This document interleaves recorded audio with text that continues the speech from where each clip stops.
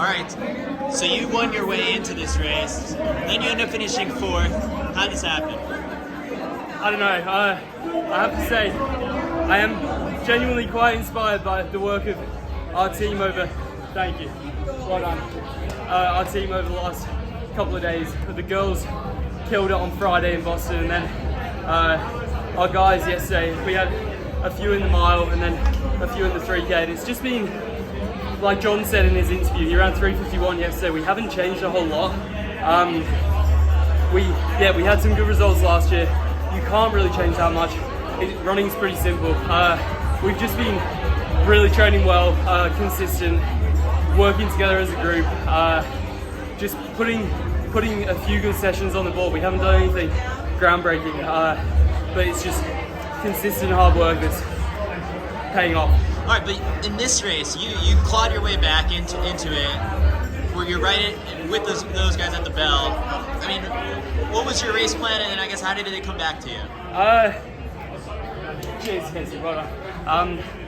Plan was just try and hang on as long as I could. And I knew the pace was going to be hot from the start. The plan was, not for me, but the plan for the race was 1:52 through 800. So that's the quickest pace race I've ever been in.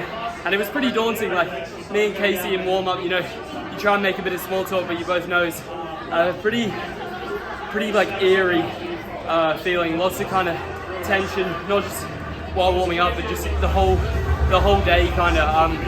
And yeah, the plan was just try and get in there, hang on as long as I could. I keep getting absolutely shafted at the start. It happened at Sanders, straight away, pushed right to the back, and that worked out well. Today, same thing happened, but I just knew, just be patient, kind of work my way up. Got myself right in behind Coopertier, and I was like, this is absolutely perfect. Just watch him, and then I saw a gap started to open up, so I just knew I had to give it my all and try and close it, and suddenly found myself on the back of George Mills, and I was like, something must be going all right to see myself here with like 400 to go. Yeah. Does this feel like a renaissance of British 1500 meter runners? Yeah, we were talking about this like during the week, and it's like this caliber field. Obviously, it's not quite. There's quite a few missing, but it's not far off the standard of like at least a heat at World Champs. I'd say like a semi-final. And yeah, I think it kind of goes to show that 1500 running is extremely strong right now. It's going to be, Paris is obviously on the radar for everyone. Well done, Jess. Thank you. It'd be an incredible team to make, but obviously it's extremely difficult. But I'm kind of doing all I can to claw my way up the rankings. Well, we got like all the other guys throwing jabs in the headlines. Whiteman, Kerr, all taking shots at Jakob. What do you have to say? You've entered the conversation now. I don't think quite. I've got a long way to go to be saying that. But I don't know. I try not to read into it too much. I mean, I definitely, I keep up to date. I enjoy social media and stuff, but I try to just stay out of it. I'm not a big enough dog to be making any calls. I think I have a lot of respect for everyone who's out there running, no matter what level you're at. I think everyone's putting in the hard work, and yeah, I mean, I guess the results will speak for themselves. So yeah. Between Dr. Sander and now, I guess, did anything change, like in training, or that gave you the confidence to go with the pace like this to end up 3:49.62? Nothing changed in training. We did one hard session 9 days ago now. Give us the details. Yeah. It's all on Strava. But 800, 157, me and Casey ran together, and then the rest of the boys ran separately. They ran 157 as well though. But we kind of did it as a negative split. Felt pretty awful.